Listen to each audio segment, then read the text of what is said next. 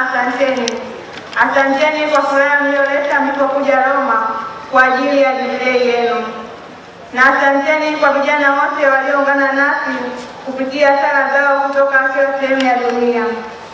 Ilikuwa wakati wa thamani wa kufufua shauku yetu kwa ajili ya imani, kushiriki tumaini lililowaka mioyoni mwetu, badala ya kuwa tukio la kipekee.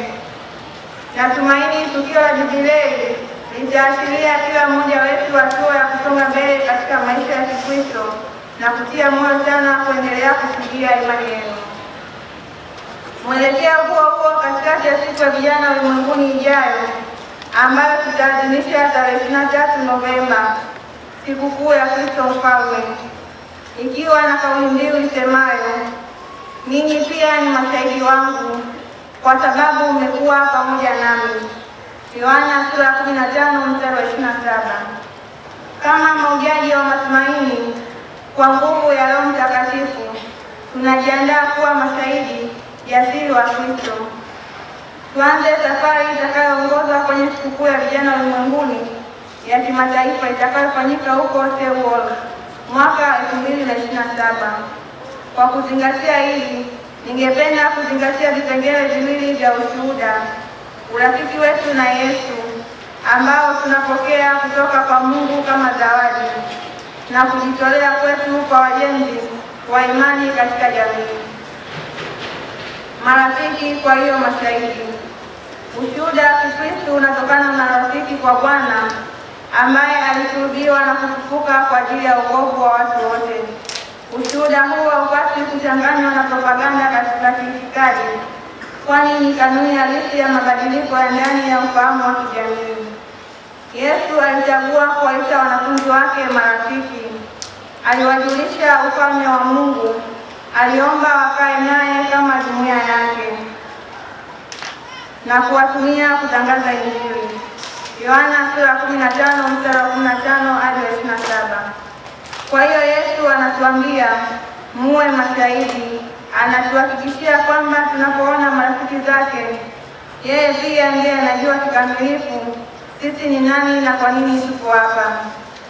Vijana anajua mioyo yetu, hasira yetu mbele na ubaguzi wa dhuluma, hamu yetu ya ukweli na uzuri, furaha na amani kupita urafiki wake. Anasikiliza na kuwatia moyo na kuwaongoza, akiwaita kila mmoja wenu katika maisha mapya. Mtazamo wa Yesu ambaye siku zote hataki chochote ila mema yetu, anatutangulia. Malaki sura ya 10 mstari wa 21. Hataki tuwe watumishi wala wanaharakati wa siasa. Anatuita tuwe pamoja naye kama rafiki, ili maisha yetu yaweze kufanya upya na ushuhuda kuibuka ghafla kutoka upya na furaha ya urafiki huu. Ni urafiki wa kipekee unaotupa ushirika na Mungu, urafiki mwaminifu unaotusaidia kugundua heshima yetu na wengine, urafiki wa milele ambao hata kifo hakiwezi kuharibu, kwa sababu Bwana alifufuka akasulubiwa, ndiye chanzo chake. Hebu tufikirie ujumbe ambao Mtume Yohana alitupa mwishoni wa Injili ya 4. Huyu ndiye mwanafunzi aliyeshuhudia mambo haya na ndiye aliandika mambo haya, nasi tunajua ushuhuda wake ni wa kweli. Yohana sura 21 mstari wa 24. Simulizi lote linatangulia na kufupishwa kama ushuhuda uliojaa shukrani na mshangao kutoka kwa mwanafunzi ambaye hajawahi kufichwa jina lake, lakini alijiita mwanafunzi Yesu aliyempenda. Ili linaonyesha uhusiano wa jina tu, si mtu binafsi, bali ushuhuda wa kifungo binafsi na Kristo. Hili ndilo jambo muhimu sana kwa Yohane, kuwa mwanafunzi wa Bwana kuishi kupendwa naye. Basi tunaelewa kwamba ushuhuda wa Kikristo ni tunda la uhusiano wa imani na upendo wa Yesu, ambaye ndani yake tunapata wokovu wa maisha yetu. Kila ambacho Mtume Paulo Yohane anaandika kila kuwahusu ninyi vijana wapendwa, mnaalikwa na Kristo kufuata na kukaa kando yake, kusikiliza moyo wake na kushiriki karibu katika maisha yake. Kila mmoja wenu ni mwanafunzi mpendwa kwake, Kutokana kwa upendo huu huja furaha na ushuhuda. Ushahidi mwingine jasiri ni Injili, ni kumtangaza Yesu. Yohane Mbatizaji ambaye alikuja kushuhudia nuru ili wote wapate kuamini kupitia yeye. Yohana sura ya 1 mstari wa 7. Ingawa alifurahia umaarufu mkubwa miongoni mwa watu, alijua vyema kwamba ilikuwa sauti tu iliyoelekezwa kwa Mwokozi aliposema kwa sauti kubwa, "Tazama, mwana kondoo wa Mungu." Yohana sura ya 1 mstari wa 39. Mfano wake unatukumbusha kwamba mashahidi wa kweli hawatafuti kuchukua nafasi ya katikati wala kufunga wafuasi wao wenyewe. Mashahidi wa kweli ni wanyenyekevu na huru ndani yake.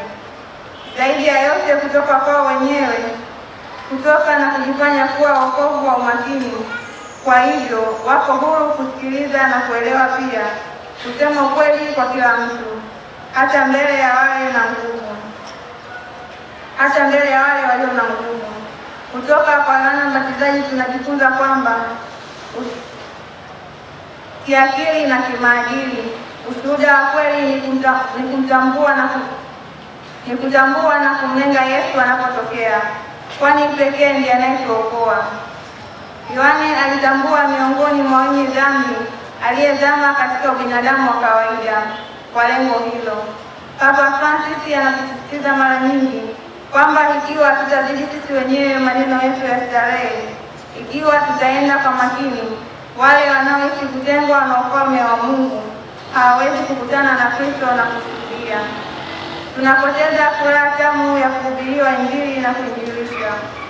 Wapendwa marafiki, ninawaalika kila mmoja wenu kuendelea kugundua marafiki washahidi wa Yesu katika Biblia. Unaposema Injili, utagundua kwamba waligundua maana halisi ya maisha kupitia uhusiano wao na Kristo. Hakika maswali yetu ndani kabisa hayasikilizwi na kujibiwa kwa kutazama simu zetu za mkononi bila kikomo, jambo ambalo linavutia umakini wetu, lakini halituachi na akili zilizochoka na mioyo mitupu. Utafutaji huu utatupeleka mbali na kutuweka ndani yetu katika vifungo finyu, kutimizwa na matamanio yetu halisi daima kupitia mipaka ya sisi wenyewe.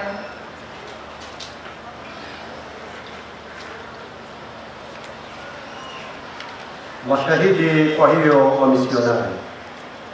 Kwa njia hii, wapendwa vijana, kwa msaada wa Roho Mtakatifu, mnaweza kuwa misionari wa Kristo duniani. Wengi wa wenzako wanakabiliwa na vurugu, wanalazimishwa kutumia silaha, wametengwa na wapendwa wao na wanalazimika kuhama au kukimbia. Wengi hawana elimu na vitu vingine muhimu.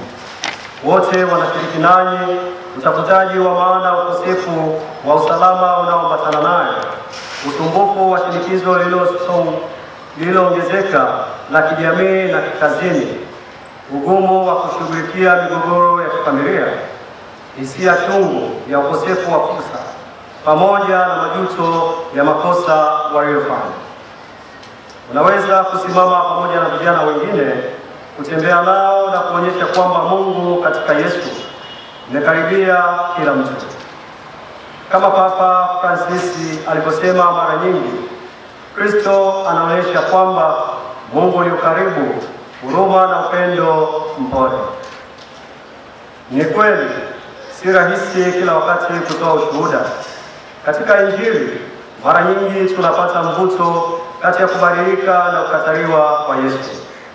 Nuru huangaza gizani, wala giza alikushinda. Injili ya Yohana sura ya 1 aya ya 15. Vivyo hivyo, shahidi mfuasi hupata kukataliwa kwa moja ya wakati mwingine hata upinzani mkali. Bwana hapiti ukweli huu wenye uchungu. Ikiwa walinitesa mimi, watawatesa ninyi. Injili ya Yohana sura ya 15 aya ya 20. Hata hivyo, inakuwa fursa ya kutekeleza amri kuu zaidi: wapendeni adui zenu na ombeni wanaowatesa ninyi. Mathayo sura ya 5 aya ya 44. Hilo ndilo wafia dini wamefanya tangu mwanzo wa kanisa. Wapendwa vijana, hii si hadithi ya zamani tu. Hadi leo katika sehemu nyingi duniani, Wakristo na watu wema wanapata mateso, kusingiziwa na vurugu.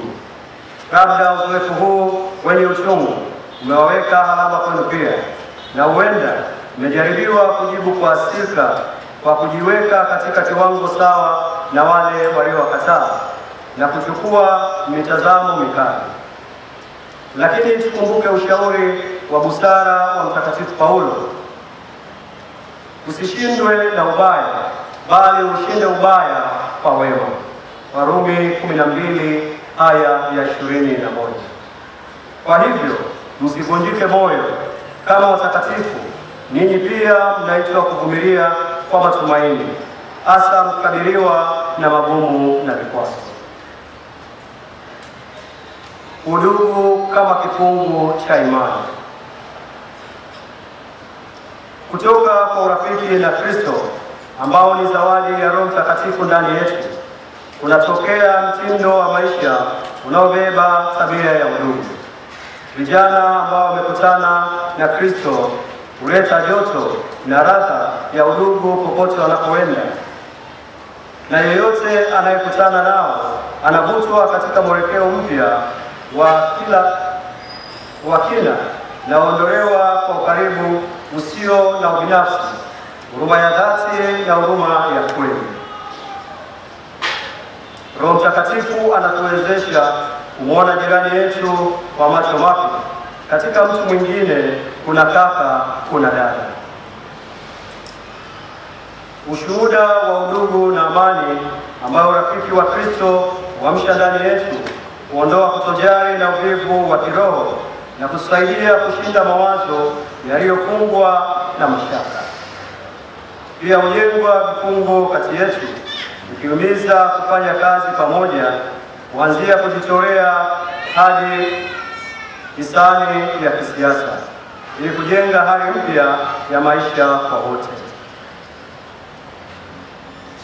Msiwafuate wale wanaotumia maneno ya imani kugawanya, badala yake fanyeni mipango ya kuondoa ukosefu wa usawa na kupatanisha jamii zilizogawanyika na kukandamizwa.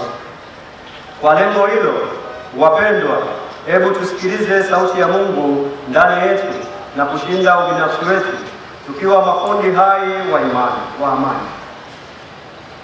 Amani hiyo ambayo ni zawadi ya Bwana aliyefufuka.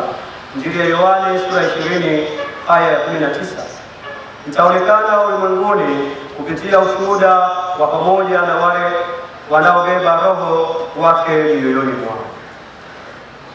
Wapendwa vijana, mbele ya mateso na matumaini ya dunia, hebu tumkazie macho Yesu. Alipokuwa akifa msalabani, alimkabidhi Bikira Maria kwa Yohane kama mama yake na Yohane kwake kama mwanawe. Zawadi hiyo ya mwisho ya upendo ni kwa kila mwanafunzi, kwa kila mmoja wetu. Ninakualika kukaribisha uhusiano huu mtakatifu wa Maria, mama aliyejaa upendo na uelewa, na kuukuza hasa kusali rozari. Kwa njia hiyo, katika kila hali ya maisha yetu, tutaona kwamba hatuko peke yetu kwani kama watoto tunapendwa, tunasamehewa na tunatiwa moyo na Mungu kila wakati. Shuhuda hii kwa furaha. Kutoka Vatikani, Oktoba 7, 2025, kumbukumbu ya Bikira Maria mwenye heri wa Rozari Takatifu. Leo Papa wa 14. Na sadiki kwa Mungu mmoja,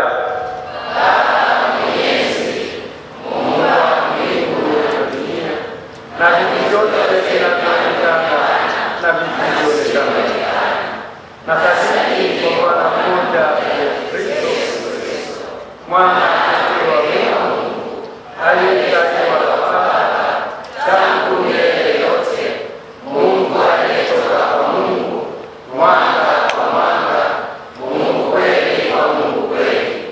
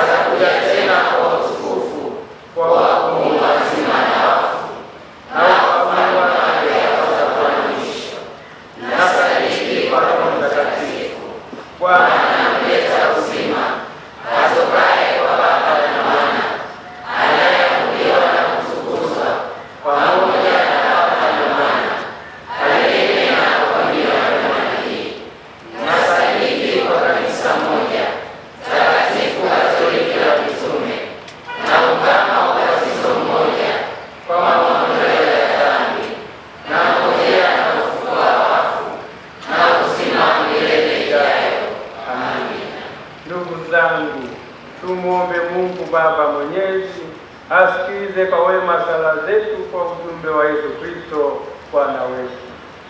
Kuombea viongozi wa kanisa. Mungu Mwenyezi, tunakuletea viongozi wetu wa kanisa, Baba Mtakatifu Leo wa 14, askofu wetu mkuu Yule Thadeus Ruwa'ichi, askofu msaidizi Henry Mchamungu, mapadre, mashemasi, watawa na wote walioitwa kulitumikia kanisa. Tunaomba waongezee hekima, unyenyekevu na upendo ili waendelee kuliongoza kanisa lako kwa uaminifu na matumaini. Watie nguvu katika huduma yao na waongoze daima kwa Roho Mtakatifu. Bwana, kuombea haki na amani. Bwana, tunakusihi uweke amani katika mioyo yetu, familia zetu, taifa letu na ulimwengu kote. Zuia chuki, ubaguzi, vita na ukosefu wa haki. Wape watu wako moyo wa kusameheana, kuelewana na kujenga dunia ambayo msingi wake mkuu ni upendo. Bwana, kuombea miito mitakatifu. Bwana, unayeita na kutuma, tunaiombea miito mitakatifu katika kanisa lako. Wavute vijana na watu wote wanaosikia wito wako katika upadre, utawa, ndoa na maisha ya kujitolea. Watie nguvu waendelee kusema ndio kwa mapenzi yako. Bwana, kuombea uchaguzi wa viongozi ndani ya kanisa. Bwana, tunawaombea viongozi wote watakaochaguliwa ndani ya kanisa letu, hasa kwenye utume huu wa vijana, kuanzia ngazi ya jumuiya, kanda, kijango, dekania na jimbo. Wape nguvu ya kufanya utume na majitoleo, watambue umuhimu wa kutumikia wewe, hasa wangali vijana. Bwana,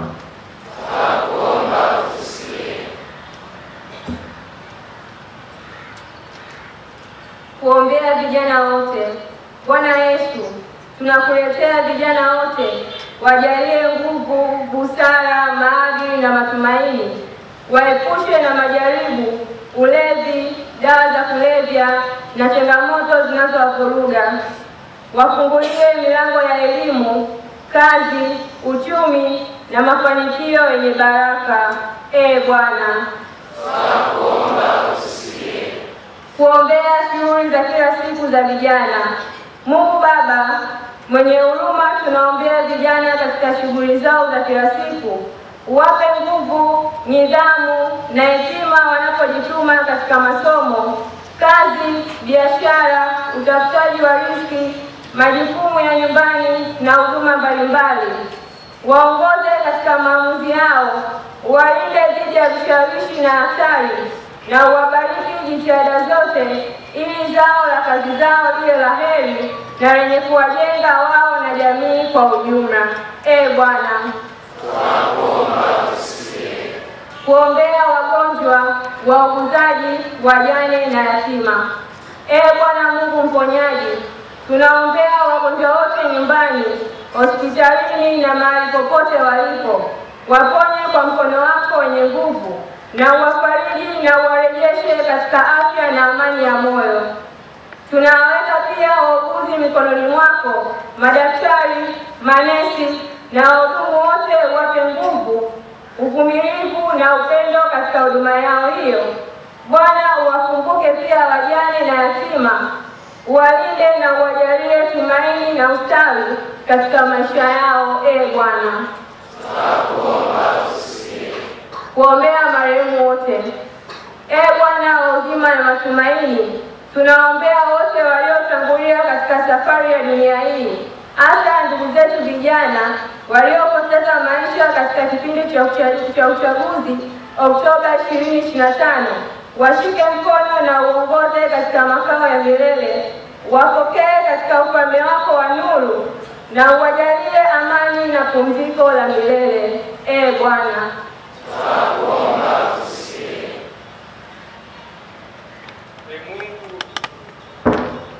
Mungu Mungu uliye makimbilio na nguvu yetu, uliye asili ya wema wote, sikilize sala za kanisa lako. Tujalie ili hayo tunayoomba kwa imani tuyapate kweli, kwa njia ya Kristo Bwana wetu na mfalme wetu. Amen.